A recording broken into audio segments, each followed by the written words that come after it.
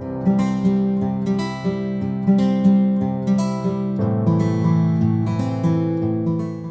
Children, मैं Sarika Bambani. Welcome to my accountancy classes. बच्चों, lecture की हमारी ये series company accounts accounting for share capital पर बेस्ड है। तो आज हम यहाँ पे जिस टॉपिक को डिस्कस करने जा रहे हैं, जिस टॉपिक को समझने जा रहे हैं, वो है ओवर सब्सक्रिप्शन। ठीक है, तो चलिए जल्दी से शुरू करते हैं क्लास विद मी। बच्चों, ये ओवर सब्सक्रिप्शन क्या होता है, इसको हम पहले समझ लेते हैं। कई बार कंपनी क्या होती है, कुछ कंपनीज ऐसी होती हैं जो इकोनॉमिकली बहुत साउंड होती हैं और मार्केट में उनकी रेपुटेशन बहुत अच्छी होती है। तो जो जब वो शेयर्स इशू करती हैं, पब्लिक को ऑफर करती हैं शेयर्स खरीदने के लिए, तो कंपनी के पास उन इशूड शेयर से ज़्यादा एप्लीकेशन रिसीव हो जाती है। ठीक है ना? तो इस सिचुएशन को क्या कहा जाता है? ओवर सब्सक्रिप्शन कहा जाता है। माना application received more than shares issued. ठीक है ना? जैसे माना कंपनी ने 10,000 शेयर इशू किए और कंपनी के पास एप्लीकेशन कितनी रिसीव हुई है? 15,000 रिसीव हुई है। तो इस सिचुएशन को क्या कहा जाएगा? ओवर सब्सक्रिप्शन कहा जाएगा। तो 5,000 एक्सेस एप्लीकेशन रिसीव हुई है, तो ये सिचुएशन क्या कहलाएगी? ओवर सब्सक्रिप्शन कहलाएगी। लेकिन जैसा कि कंपनीज एक्ट में दिया हुआ है कि कंपनी जो है अपने प्रोस्पेक्टस में जो शेयर्स का नंबर मेंशन है उससे ज़्यादा शेयर अलॉट नहीं कर सकती है, शेयर इशू नहीं कर सकती। अब ये प्रोस्पेक्टस क्या होता है? ये प्रोस्पेक्टस हमने अपने पिछले लेक्चर इशू ऑफ शेयर्स में शेयर्स इशू करने का जो प्रोसीजर देखा था, उसका लिंक मैं डिस्क्रिप्शन में डाल रही हूँ। तो शेयर इशू करने के प्रोसीजर का फर्स्ट स्टेप क्या था? प्रोस्पेक्टस इशू करना। ठीक है ना? तो ये प्रोस्पेक्टस क्या होता है? ये प्रोस्पेक्टस इनविटेशन होता है। किसका इनविटेशन होता है? कंपनी की तरफ से इनविटेशन होता है। किसको? पब्लिक को इनविटेशन होता है। किस चीज के लिए? शेयर परचेज करने के लिए इनविटेशन होता है कि कंपनी इतने शेयर्स जारी कर रही है, उसमें जो नंबर मेंशन होता है उससे ज्यादा कंपनी शेयर्स अलॉट नहीं कर सकती। ठीक है, इसको हम ऐसे एक एग्जांपल से समझ सकते हैं कि जैसे स्टूडेंट हैं, कॉलेज में अप्लाई करते हैं, है ना? माना पास होके, जैसे आप लोग पास आउट होके, 12th पास आउट होके किसी अच्छे कॉलेज में अप्लाई करोगे, तो वहाँ पे सीट्स कितनी है? 50 सीट्स है ना? और अगर कॉलेज अच्छा होता है बहुत, तो उसमें क्या है, सभी लोग एडमिशन पाना चाहते हैं। तो कॉलेज के पास क्या आ गई? ज़्यादा वो आ जाती हैं, एप्लीकेशंस आ जाती हैं, 100 एप्लीकेशन आ गई है। लेकिन कॉलेज मैनेजमेंट कितनी सीट्स अलॉट कर सकता है? ओनली 50 सीट्स ही अलॉट कर सकता है। ठीक है, ऐसे ही कंपनी भी, चाहे उसके पास एप्लीकेशन ज़्यादा रिसीव हो गई है, लेकिन वो अलॉट कितने कर सकती है? जितने शेयर्स उसके प्रॉस्पेक्टस में मेंशन होते हैं उतने। ठीक है, अच्छा। ये सिचुएशन कहलाती है ओवर सब्सक्रिप्शन। अच्छा, ऐसा कौन सी कंपनी के लिए होता है? केवल रेपुटेड कंपनीज के लिए और इकोनॉमिक साउंड कंपनीज के लिए ही ओवर सब्सक्रिप्शन की सिचुएशन आती है।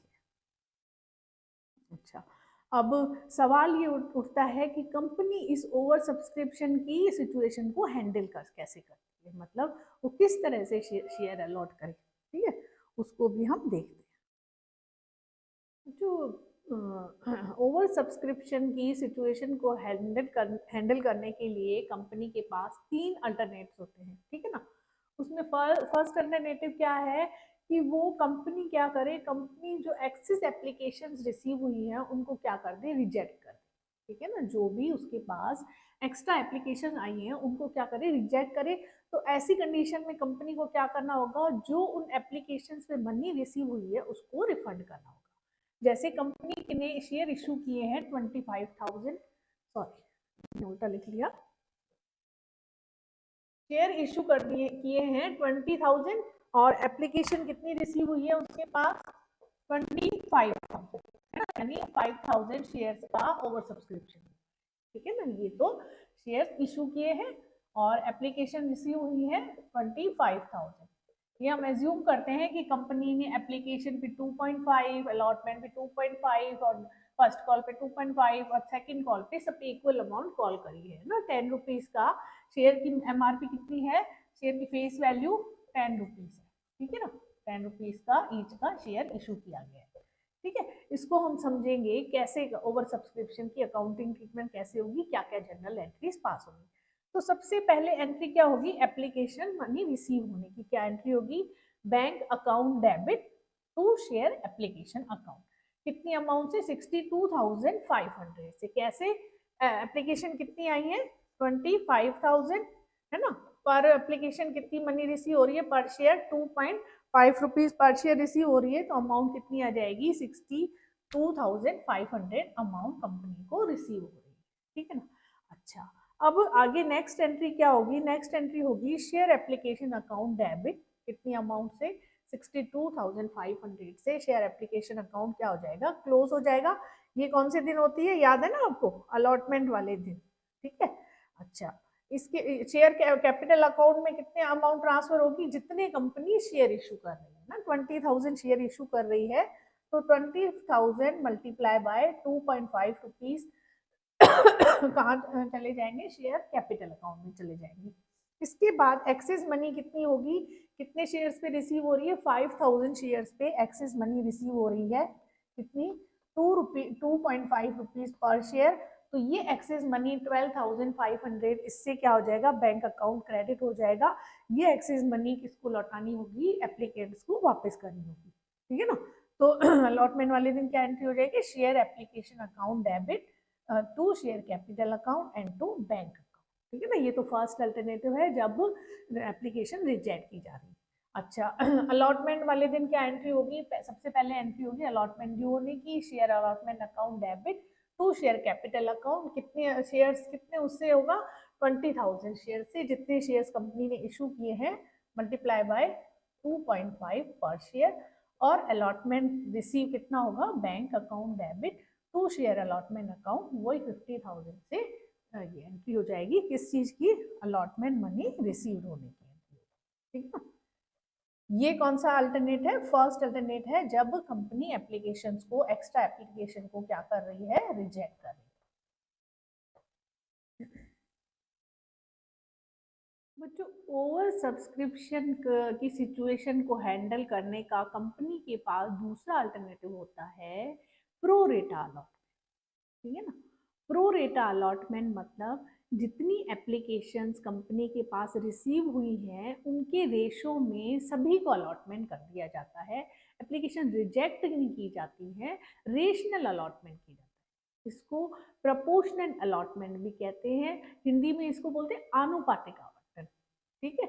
यानी जैसे यहाँ पे 20,000 शेयर्स के लिए शेयर्स कंपनी ने इशू किए और एप्लीकेशन कितनी आई है, 25,000। तो यहाँ पे रेशो क्या बन रहा है, 20:25, यानी कि 4:5 का रेशो बन रहा है। जैसे मानो किसी एप्लीकेंट ने 500 शेयर्स के लिए अप्लाई किया है, तो उसको कितने शेयर्स इशू किए जाएंगे, 400 इशू किए जाएंगे। ऐसे आगे से आगे अलॉटमेंट कर दिया जाता है। जैसे किसी ने 1,000 के लिए अप्लाई किया है, तो उसको कितने शेयर अलॉट किए जाएंगे, 800 शेयर्स अलॉट किए जाएंगे। सभी को अलॉटमेंट प्रो रेटा कर दिया जाता है, किसी भी एप्लीकेशन रिजेक्ट नहीं की जाती, सभी शेयर होल्डर्स को, सभी एप्लीकेंट्स को राजी कर दिया जाता है। तो ऐसी सिचुएशन में क्या अकाउंटिंग ट्रीटमेंट होगा, उसको हम देख लेते हैं। तो जो एक्सेस मनी रिसीव होती है कंपनी के पास, जैसे जिसने 1,000 शेयर्स के लिए अप्लाई किया, उसको कितने शेयर्स दिए जा रहे हैं, 800 शेयर। तो उसकी 200 शेयर्स की क्या होगी, एप्लीकेशन मनी एक्स्ट्रा रिसीव होती है। तो इस एक्स्ट्रा रिसीव मनी को क्या किया जाता है, अलॉटमेंट के साथ एडजस्ट किया जाता है, ठीक है ना। अलॉटमेंट मनी के साथ, अलॉटमेंट के साथ एडजस्ट किया जाता है, ठीक है ना, लौटाने की जगह।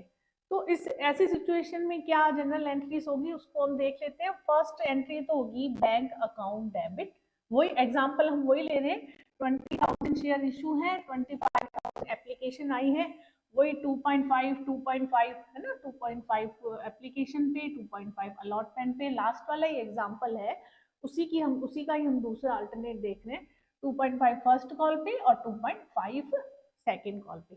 यहाँ चेंज क्या है, चेंज ये है कि एप्लीकेशन रिजेक्ट नहीं की जा रही, 25,000 एप्लीकेंट्स को कितने शेयर्स इशू किए जा रहे हैं? 20,000 शेयर्स इशू किए जा रहे हैं ना।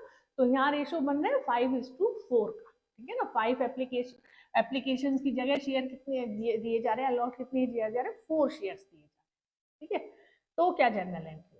तो फर्स्ट एंट्री तो वही होगी, सेम एप्लीकेशन मनी रिसीव होने की, bank account debit to share application account, amount भी वही आएगी 25,000 मल्टीप्लाई बाय 2.5 रुपीज, ठीक है ना।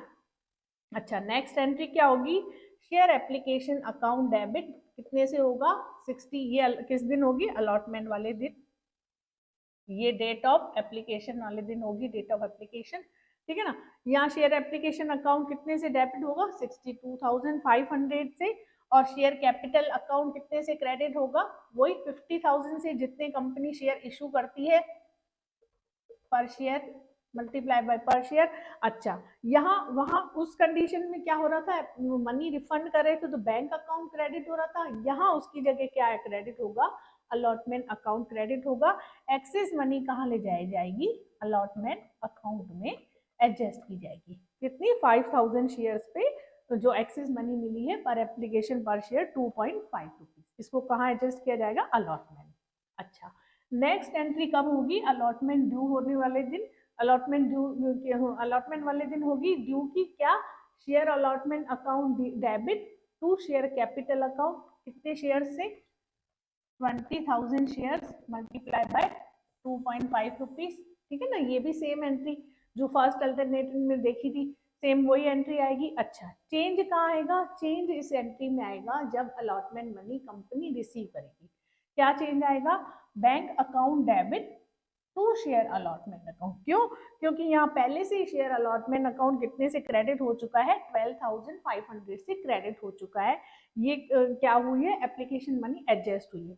तो बाकी कितनी अमाउंट मिलेगी? 50,000 में से माइनस करेंगे ये एडजस्टेड अमाउंट, तो रिमेनिंग अमाउंट क्या होगी? रिसीव होगी ना। जनरल एंट्रीज वो नरेशन वही देंगे, अलॉटमेंट मनी रिसीव, ठीक है ना। अमाउंट लेकिन कितना आएगा? 37,500। ये कौन सी सिचुएशन है? प्रो रेटा अलॉटमेंट। बच्चों, ओवर सब्सक्रिप्शन की सिचुएशन को हैंडल करने का थर्ड ऑप्शन कंपनी के पास क्या है कि वो दोनों मेथड अप्लाई करें। यानी कुछ एप्लीकेंट्स की एप्लीकेशंस को तो वो रिजेक्ट कर देती है कंपनी, और बाकी एप्लीकेंट्स को क्या कर दिया जाता है? प्रो रेटा अलॉटमेंट कर दिया जाता है। तो जिन एप्लीकेंट्स की एप्लीकेशंस को रिजेक्ट किया जाता है उनकी एप्लीकेशन मनी को रिफंड करना होता है, और बाकी जिनको प्रो रेटा अलॉटमेंट किया जाता है उनकी एक्सेस रिसीव मनी को कहाँ एडजस्ट किया जाता है? आगे अलॉटमेंट में या आगे आने वाली कॉल्स में एडजस्ट किया जाता है। इसको हम एक एग्जाम्पल से समझ लेते हैं। यहाँ पे हम वही सेम एग्जाम्पल ले रहे हैं। 20,000 शेयर कंपनी ने इशू हैं, जिसके अगेंस्ट कंपनी के पास कितनी एप्लीकेशंस आई हैं? 25,000 एप्लीकेशंस आई है। वही 2.5 रुपीज कंपनी एप्लीकेशन पे कॉल कर रही है, 2.5 अलॉटमेंट पे, 2.5 फर्स्ट कॉल पे, 2.5 सेकेंड कॉल पे। हमने अज्यूम किया है एमआरपी शेयर की कितनी है? 10 रुपीज, ठीक है ना। अब यहाँ कंपनी ने क्या किया? 2005 एप्लीकेशंस को तो क्या कर दिया? रिजेक्ट कर दिया। और बचे कितनी एप्लीकेशंस? 22,500 एप्लीकेशंस बच रही हैं, जिनके अगेंस्ट कितने शेयर इशू किए? 20,000 शेयर इशू किए गए। शेयर कंपनी हर कंडीशन में कितने इशू कर सकती है? कितने? जितने उसने प्रॉस्पेक्टस में इनविटेशन दिया है पब्लिक को, तो जितने इशू करती है कंपनी शेयर्स उतने ही आगे अलॉट कर सकती है।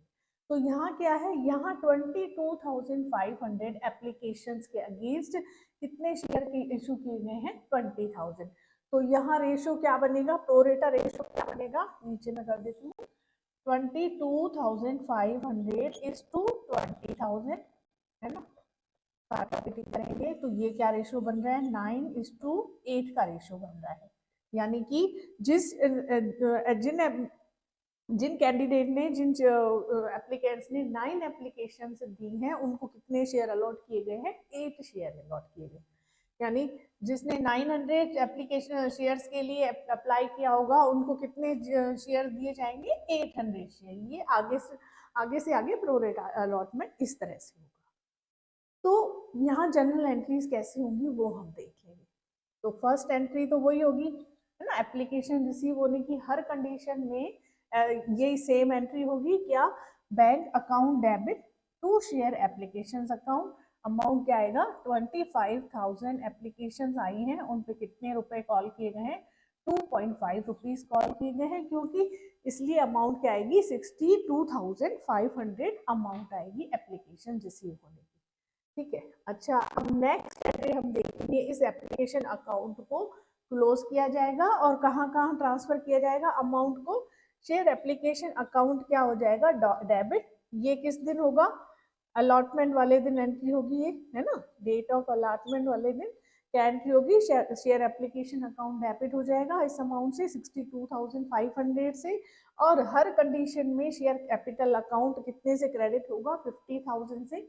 जितने कंपनी ने शेयर इशू किए हैं, 20,000 मल्टीप्लाई बाय 2.5 रुपीज। ये अमाउंट हर कंडीशन में कहाँ जाएगी, शेयर कैपिटल अकाउंट में ट्रांसफर होगी। इसके साथ शेयर अलॉटमेंट अकाउंट कितने से क्रेडिट होगा, 6,250 से। क्यों, क्योंकि जो ये एक्सेस है ना, जो प्रोरेटा अलॉटमेंट किया गया है उस पे जो एक्सेस मनी रिसीव हुई होगी 2,500 शेयर्स पे ₹2.5, तो कहाँ ट्रांसफर की जाएगी, आगे अलॉटमेंट अकाउंट में ट्रांसफर कर दी जाएगी। और बाकी 2,500 शेयर्स क्योंकि रिटर्न किए जा रहे हैं, तो एप्लीकेशंस क्योंकि रिटर्न की जा रही हैं, तो इन पे रिसीव हुई मनी को क्या किया जाएगा, रिफंड, तो बैंक अकाउंट क्रेडिट हो जाएगा 6,250 रुपीज से। क्या एंट्री होगी, share application account debit to share capital account to share allotment account and to bank account. अगर आपको ये प्रॉब्लम आ रही हो ये अमाउंट निकालने में, तो इसको बैलेंसिंग फिगर करके भी आप निकाल सकते हो। बैलेंसिंग फिगर क्या होता है, जैसे 50,000 तो आपको पता है कैपिटल अकाउंट में ट्रांसफर हो रहे हैं, 6,250 क्या हो रहे हैं, रिटर्न हो रहे हैं, क्योंकि 2,500 शेयर्स पे 2.5 ये रिटर्न कर रही है कंपनी। तो ये दोनों मिला के इसमें से क्या कर दिया जाएगा, लेस कर दिया जाएगा, 56,250 लेस कर दिया जाएगा। तो ये बाकी की अमाउंट कहाँ एडजस्ट हो जाएगी, शेयर अलॉटमेंट अकाउंट में एडजस्ट हो जाएगी। ठीक है ना, तो ये बैलेंसिंग फिगर करके भी आप निकाल सकते हो। अच्छा, नेक्स्ट एंट्री, ये नेक्स्ट नरेशन आप दे दीजिएगा, है ना, नरेशन में पहले समझा चुकी हूँ किस तरह से जाएंगे, फिर भी मैं एक बार रिपीट कर देती हूँ। Share application account transfer to share capital account and money return of 2,500 shares and remaining amount adjusted to allotment account, share allotment। अच्छा, नेक्स्ट एंट्री होगी वही डेट ऑफ अलॉटमेंट वाले दिन, किस चीज की होगी, अलॉटमेंट ड्यू होने की। क्या एंट्री होगी, share allotment account debit to share capital account, कितनी अमाउंट से, 50,000 से, है ना, वही जितने कंपनी शेयर इशू कर रही है और अलॉटमेंट में जितने कॉल कर रही है उसको मल्टीप्लाई कर दिया जाएगा। तो 50,000 से ये अलॉटमेंट ड्यू होने की एंट्री हो जाएगी। इसके बाद इस एंट्री को समझना, क्या एंट्री होगी, बैंक अकाउंट डेबिट। एंट्री तो वही होगी, bank account debit to share allotment account, लेकिन अमाउंट आएगी 43,750। ये कहाँ से आई, ये आई ड्यू कितनी हुई है, 50,000 अलॉटमेंट पे, इसमें से माइनस कर देंगे जो हम एप्लीकेशन अकाउंट में एडजस्ट कर रहे हैं, एप्लीकेशन अकाउंट से कितना, 6,250। ये अमाउंट माइनस करके रिमेनिंग अमाउंट कंपनी को कहाँ रिसीव होगी, कंपनी के बैंक अकाउंट में। तो 43,750 से ये एंट्री होगी अलॉटमेंट अमाउंट रिसीव।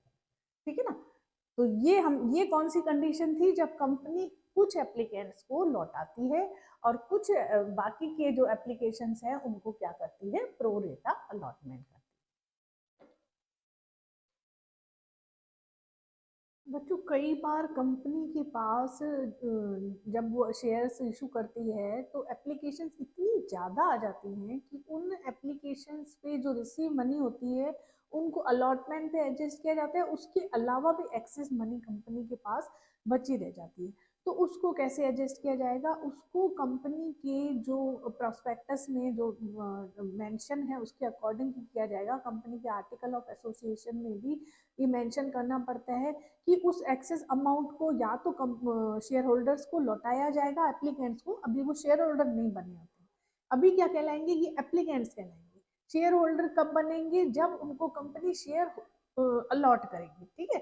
तो जब तक कंपनी शेयर अलॉट नहीं करती है तो वो पब्लिक क्या कहलाती है, एप्लीकेंट सी कहलाती है, मतलब उसने अप्लाई किया। अभी वो फिर उसके बाद जब अलॉटमेंट लेटर इशू हो जाता है तो वो अलॉटी कहलाते हैं, है ना। और अलॉटमेंट के बाद कंपनी की वो क्या कहलाते हैं, शेयर होल्डर्स कहलाते हैं। तो एप्लीकेशंस इतनी ज़्यादा रिसीव हो जाती है, उन पे मनी भी इतनी ज़्यादा रिसीव होती है कि वो अलॉटमेंट पे एडजस्ट करना पॉसिबल नहीं होता। तो उसको आगे क्या किया जाता है, उसको आगे अगर कंपनी का आर्टिकल ऑफ एसोसिएशन प्रोस्पेक्टस में मेंशन नहीं है तो वो क्या कर की जाएगी, मनी लौटाई जाएगी। और अगर कंपनी मेंशन करती है अपने प्रोस्पेक्टस में, आर्टिकल ऑफ एसोसिएशन में, कि एक्सेस मनी को आगे आने वाली कॉल्स में एडजस्ट किया जाएगा, तो पहले एक बार तो इस मनी को कहाँ ट्रांसफर किया जाता है, कॉल्स इन एडवांस अकाउंट में ट्रांसफर किया जाता है। फिर उस कॉल्स इन एडवांस से आगे उनमें कॉल्स में एडजस्ट किया जाता है। ये आपको ऐसे नहीं समझ में आएगा, इसके लिए मैं एक आपको एग्जांपल समझा लेती हूँ। ये एनसीईआरटी बुक का इलस्ट्रेशन नंबर 7 है। थोड़ा मैं फास्ट वो करूँगी क्योंकि कोर्स काफ़ी धीरे धीरे चल रहा है। मेरे पास रिक्वेस्ट आई है कि थोड़ा जल्दी कंप्लीट कराया जाए इसको, तो आप भी थोड़ा जल्दी कैच करने की कोशिश कीजिएगा, है ना। तो ये इलस्ट्रेशन नंबर 7 है। Janata papers limited invited applications for 1 lakh equity shares of rupees 25 each payable as under, है ना। जनता पेपर्स लिमिटेड ने 1 लाख शेयर्स इशू किए हैं, ठीक है ना, जिसपे ईच पेबल क्या है, 5 रुपीज एप्लीकेशन पे पेबल है, 7.5 रुपीज अलॉटमेंट पे पेबल है, और फर्स्ट कॉल पे 7.5 रुपीज पेबल है, ठीक है। और 5 रुपीज किस पे पेबल है, सेकेंड कॉल पे पेबल है, ठीक है ना। ऐसी तरह से उसने 25 रुपीज ईच का शेयर इशू किया है जनता पेपर्स लिमिटेड ने। कितने इशू किए, 1 लाख इशू किए, लेकिन उसके पास एप्लीकेशन कितनी आ गई, 4 लाख एप्लीकेशन, मतलब 4 टाइम्स मोर एप्लीकेशन रिसीव हो गई है, 4 गुना ज़्यादा एप्लीकेशन रिसीव हो गई है। तो इसमें 3 सिचुएशन में बताया गया है, मैं इसमें आपको थर्ड सिचुएशन बता रही हूँ, थोड़ा कवर हो जाता है इसमें अपना वाला टॉपिक। थर्ड सिचुएशन में क्या कहा गया है कि कंपनी ने 2 लाख एप्लीकेशन को तो क्या कर दिया, रिजेक्ट कर दिया, 2 लाख एप्लीकेशन रिजेक्ट कर ली। 80,000 एप्लीकेंट्स को फुल अलॉटमेंट दे दिया, मतलब इन्होंने जितना अप्लाई किया उतना उनको शेयर अलॉट कर। 3 कैटेगरीज बना दी गई एप्लीकेंट्स की, 2 लाख एप्लीकेंट्स को तो टोटल रिजेक्ट कर दिया, और 80,000 एप्लीकेंट्स को क्या किया गया, फुल अलॉटमेंट किया गया। और बाकी कितने शेयर्स बचे, 20,000 शेयर बचे, वो कितने एप्लीकेंट्स को इशू किए गए, 1,20,000 एप्लीकेंट्स को ये शेयर इशू किए गए। माना यहाँ पे प्रोरेटा क्या बना, 20:120, यानी कि 1:6, यानी 6 एप्लीकेशन के अगेंस्ट कितने इशू किए गए, 1 शेयर इशू किया गया, ठीक है ना। तो बहुत ज्यादा अच्छी रेपुटेड कंपनी होगी तभी ये सिचुएशन आई है। तो ऐसी कंडीशन में हम क्या जनरल एंट्रीज करेंगे वो एक बार देख लेते हैं। फर्स्ट एंट्री तो होगी bank account debit to share application account, application money received for, है ना, कितने शेयर, 4 लाख शेयर्स के लिए रिसीव हुई है ना। कितने rupees per share, 5 rupees per share receive हुई है। टोटल अमाउंट एप्लीकेशन मनी कितनी रिसीव हुई है, 20 लाख रुपीज, ठीक है ना। अच्छा, इस एप्लीकेशन मनी को डेट ऑफ अलॉटमेंट वाले दिन कैसे एडजस्ट किया जाता है, शेयर एप्लीकेशन अकाउंट तो हो जाएगा डेबिट, कितनी अमाउंट से, 20 लाख रुपीज से, ठीक है ना। अच्छा, शेयर कैपिटल अकाउंट में कितना जाता है अमाउंट, 5 लाख जाएगी, कितनी, जितनी कंपनी शेयर इशू करती है 1 लाख, उस पर जितनी पर शेयर एप्लीकेशन मनी कॉल की गई है, कितनी कॉल की गई है, 5 रुपीज कॉल की गई है। ये अमाउंट तो कहाँ जाएगी, हर कंडीशन में शेयर कैपिटल अकाउंट में जाएगी। अच्छा, टू शेयर अलॉटमेंट अकाउंट में 1,50,000 ट्रांसफर किया गया है। ये कौन से ट्रांसफर किए गए हैं, जो ये 1,20,000 एप्लीकेशन आई थी, उनको 20,000 शेयर अलॉट किए गए हैं। उनकी जो अलॉटमेंट मनी रिसीव हुई है वो कहाँ कर दी जाएगी, अलॉटमेंट अकाउंट में ट्रांसफर कर दी जाएगी। कितनी, 7.5 रुपीज है अलॉटमेंट मनी, कितने शेयर्स के लिए? 20,000 शेयर्स के लिए 1,50,000। ये कहाँ एडजस्ट की जाएगी? अलॉटमेंट अकाउंट में एडजस्ट की जाएगी। अच्छा, ये भी हाँ वो ठीक है, फिर मैं आपको बाद में बताती हूँ। बाकी कॉल्स इन एडवांस में कितना ट्रांसफर किया जाएगा, है ना? 2 कॉल्स के लिए एडवांस मनी रिसीव हुई है। ये कैसे रिसीव हुई है उसको एक बार देख लेते हैं।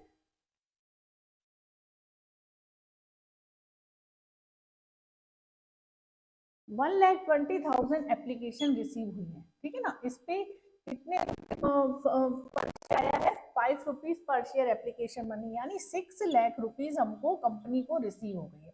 अच्छा, इनको शेयर्स कितने दिए गए हैं? 20,000, और पर शेयर वैल्यू कितनी है? 25 रुपीज है। यानी कि अगर इन्होंने 5 लाख पूरे शेयर की अमाउंट ही दे दी है, ठीक है ना, 5 लाख इनके पूरे शेयर्स की वैल्यू होती है। इनको कितने शेयर्स दिए गए? 20,000 शेयर दिए गए हैं, और कितने रुपए का एक शेयर है? 20 रुपीज का एक शेयर है। तो कितना अमाउंट हो गया? ये 5 लाख रुपीज हो गया। और इन्होंने कितनी दे दी एप्लीकेशन मनी? 6 लाख दे दी है, यानी कि इन्होंने तो 1 लाख रुपीज ज्यादा दे दी। तो अलॉटमेंट भी एडजस्ट हो जाएगा, कॉल्स अमाउंट भी एडजस्ट हो जाएगी। उसके बाद भी 1 लाख रुपए, 1 लाख रुपीज कंपनी को क्या करने हैं? इन एप्लीकेंट्स को लौटाने, ठीक है? तो दोनों कॉल्स भी एडजस्ट हो गई। दोनों कॉल्स की अमाउंट कितनी है? 5 + 7.5, 12.5 रुपीज कॉल्स इन एडवांस होता है। कितने शेयर्स पे? 20,000 शेयर्स पे। तो ये कितना हो जाएगा? 2,50,000 से calls in advance account credit हो जाएगा, और बैंक अकाउंट में 11 लाख रुपीज हो जाएंगे। कौन से? एक तो जो रिजेक्ट कर रही है 2 लाख एप्लीकेशन, उन पे 5 रुपीज, प्लस इनसे जो मिले हैं 6 -5, 6 लाख इसकी अमाउंट रिसीव हुई है, और टोटल शेयर वैल्यू कितनी आ रही है? 5 लाख की आ रही है। तो इन पे भी 1 लाख कंपनी को एक्सेस मिला है। टोटल क्या हो जाएंगे? 11 लाख रुपए, 11 लाख रुपीज कंपनी क्या कर रही है? बैंक के थ्रू लौटा रही है। तो बैंक अकाउंट क्रेडिट हो जाएगा 11 लाख से। अगर आपको ये समझ में नहीं आ रही अमाउंट, तो इसको बैलेंसिंग फिगर करके भी आप निकाल सकते हो, ठीक है? बैलेंसिंग फिगर करके, जैसे टोटल अमाउंट में ये तीनों लेस करके, 20 लैक्स में से ये तीनों लैक्स करके बाकी अमाउंट क्या आ जाएगी? बैंक अकाउंट की बैलेंसिंग फिगर करके भी निकाली जा सकती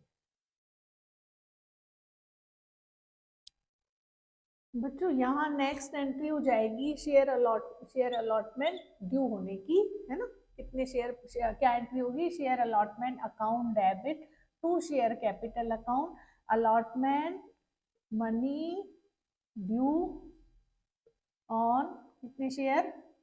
1 लाख शेयर्स पे, है ना? ड्यू तो पूरे 1 लाख शेयर्स पे होगा eight the rate of 7.5 rupees per share. Allotment money due होगी, है ना?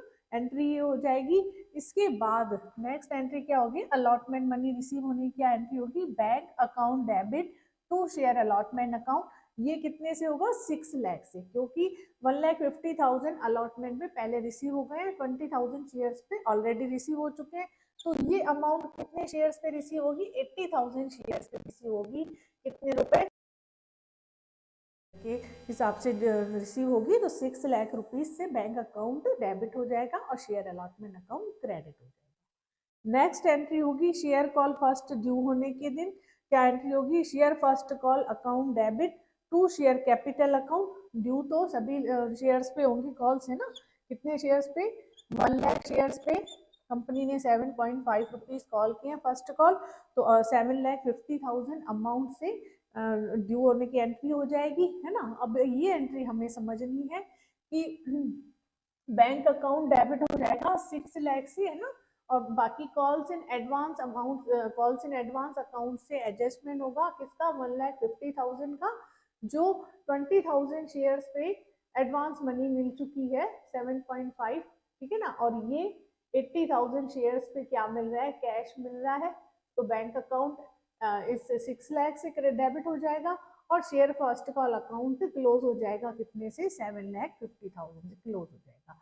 ऐसे ही सेकेंड कॉल की भी एंट्री यही होगी, सेकेंड कॉल ड्यू होने की। Share second call account debit to share capital account, है ना? नरेशन हम देंगे, share call money due on 1 lakh share at the rate of 5 rupees per share, ठीक है? अच्छा, इसके बाद नेक्स्ट एंट्री ऐसे as it is first call की जो हो जाएगी, बैंक अकाउंट डेबिट हो जाएगा 4 लाख से 80,000 शेयर्स पे, है ना, 80,000 शेयर्स पे जिनको फुल अलॉटमेंट किया गया उन पे तो सारी मनी रिसीव हो रही है टाइम टू टाइम, जैसे कॉल करी कंपनी 5 रुपीज पर शेयर के हिसाब से 4 लाख रुपीज से बैंक अकाउंट डेबिट हो जाएगा, बैंक में मिल रहे हैं। और बाकी 1 लाख हम कहाँ से एडजस्ट कर रहे हैं, कॉल्स इन एडवांस अकाउंट से 20,000 शेयर्स पे 5 रुपीज पर ईच कॉल्स इन एडवांस से एडजस्ट हो रहे हैं, और share second call account 5 lakh से क्लोज हो जाएगा। ये हमने थर्ड सिचुएशन देखी, इस क्वेश्चन में दी हुई है। अच्छा, क्वेश्चन में अगर दिया हुआ हो कि एक्सेस मनी, कई बार जो एक्सेस मनी अलॉटमेंट से भी ज़्यादा रिसीव हो गई है तो एक्सेस मनी को अलॉटमेंट तक ही एडजस्ट किया जाएगा, बाकी को क्या कर दिया जाएगा, रिफंड कर दिया जाएगा। लेकिन अगर क्वेश्चन में मेंशन है कि सॉरी ओवर सब्सक्रिप्शन में एक्सेस मनी को कॉल्स में भी एडजस्ट किया जाएगा तो ही हमें ये करना है ट्रीटमेंट, नहीं तो नीचे फुट नोट डाल के हम लिख देंगे कि अलॉटमेंट के अलावा जो एक्सेस मनी रिसीव हुई है उसको लौटा दिया जाए, है ना। यहाँ पे क्वेश्चन में नीचे लिखा हुआ है कि money is to adjusted towards allotment and calls to be made, clearly question में मेंशन किया हुआ है। अगर क्वेश्चन में मेंशन नहीं है तो आप क्या करना, अलॉटमेंट से ज़्यादा जो एक्सेस मनी रिसीव हो रही है उसको लौटाने की एंट्री कर देना, और नीचे फुट नोट, हर चीज़ का फुट नोट डालना बहुत जरूरी है। फुट नोट से क्या होता है, हमारा भी व्यू क्लियर हो जाता है और एग्जामिनर को हमारा व्यू समझ में आता है। तो अभी ये हमने देखा ओवर सब्सक्रिप्शन की सिचुएशन। अच्छा, कई बार क्या होता है अंडर सब्सक्रिप्शन की भी कंपनी के पास कंडीशन आ जाती है और उसको अंडर सब्सक्रिप्शन को भी फेस करना पड़ता है। तो ये अंडर सब्सक्रिप्शन क्या होता है, अंडर सब्सक्रिप्शन होता है जब कंपनी ने जो शेयर इशू किए हैं उससे कम के लिए उसके पास एप्लीकेशन आ जाएं। अगर कंपनी की रेपुटेशन मार्केट में अच्छी नहीं है तो कई बार क्या होता है, कंपनी के पास एप्लीकेशन रिसीव कम होती है जितने शेयर इशू किए गए हैं, तो इस सिचुएशन को क्या कहा जाता है, अंडर सब्सक्रिप्शन कहा जाता है।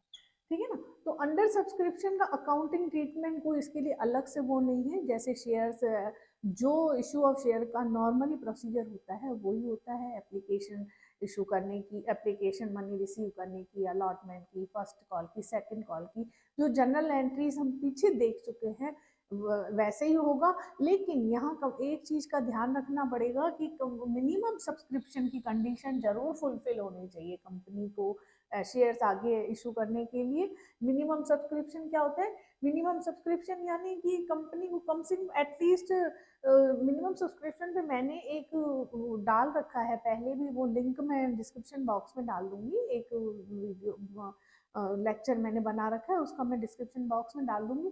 लेकिन मोटा मोटा ये समझना जरूरी है कि जैसे अगर कंपनी ने कम से कम 90% एप्लीकेशन जरूर आनी चाहिए कंपनी के पास।